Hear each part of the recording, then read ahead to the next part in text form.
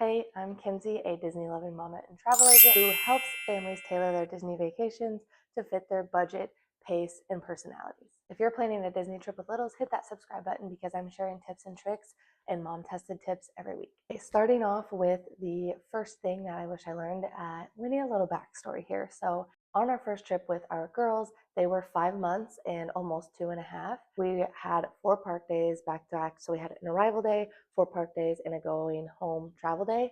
And on our last park day, we were doing Hollywood Studios.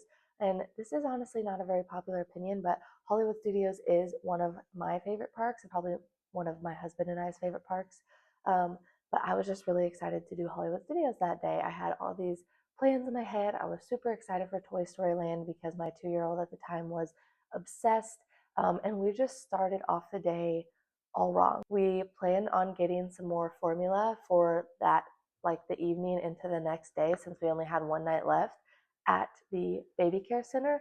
However, they did not have any when we went to go get it. So my husband, almost right after we got to the park, he had to hop on the Skyliner and go back, order formula, pick it up from Pop Century, and then come back. He actually even snagged a photo with Frozone on his way back into the park holding that baby formula. So we have that memory forever. And not long after he got back, our girls were just done for the morning. We planned on having like 2-ish more hours before we planned our break, before we were going to take a break. And I probably pushed them even a little bit longer than I should before we just headed back for an early break and a lot longer break than we planned on. While I had planned pretty well as far as we had picked a top 5 and had sort of a flexible plan to our day so it didn't get totally ruined, there were so many things that I wish I would have done. And the biggest learning here is, remember how I said that we had arrival day, 4 park days, and a travel home day? Take a break day somewhere in the middle if you can. Having that back to back to back to back park day, that last day, that is just really what threw us for a loop. I mean, you're always going to get a little dreary or get a little tired at the end of your vacation. That's bound to happen, especially with littles. But I do believe that if we would have taken a full break day in between those 4 park days, or even after 3 park days, kind of built in some flexibility that way, our last day would have gone a lot smoother. This is something I really help my clients gauge what's going to work best for them. Where does that break day fit? Is it in your budget? If not, how can we build in a break to make sure that your family is getting the rest they need so that you can get as much magic as possible out of your vacation? Point number 2 that I wish we would have known, and this one honestly didn't bite us too much. It's just a couple of things that I noticed on our first trip and have seen since then with our second trip, friends' trips, to keep in mind, and that is that not all toddler rides are toddler friendly, or I should say, rides that they can get on are necessarily full toddler proof. Every toddler is going to love them. That is not necessarily the case. Just as a quick backstory for me, I know that we went with our full family on our first trip. So, like I said, 5-month-old and 2-year-old at that time.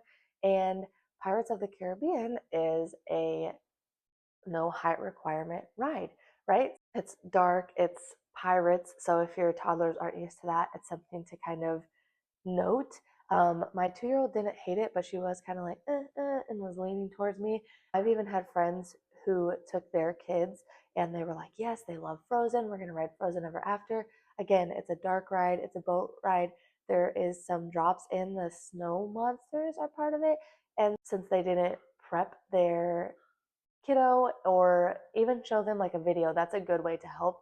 Um, she did not like that ride at all. So that's just something to keep in mind. My husband is always like, oh, if I watch the ride before I ride it, it's going to ruin it for me. Don't think like that. When it comes to toddlers going to Disney, I feel like it's way safer to prep them ahead of time. For example, I prepped my oldest the last time we went, she was 3, for Haunted Mansion to see if she would want to ride it with the ghosts and the creepiness. She said no initially. She changed her mind when we got there, but she knew what to expect because we watched it. And I told her, it's just pretend. Even though afterwards she said she still didn't like it, she didn't get like overly scared riding it. So, takeaway from that is just remember that all rides that your little can go on does not necessarily mean that they're toddler friendly. So if you have some concern or you're just interested because you know your toddler gets a little spooked or isn't a huge ride person, maybe look at some rides ahead of time, even if it's just yourself, and then see if, okay, I should probably show them this and see if they think they would be okay with this, or at least show them so they know what to expect when we get there.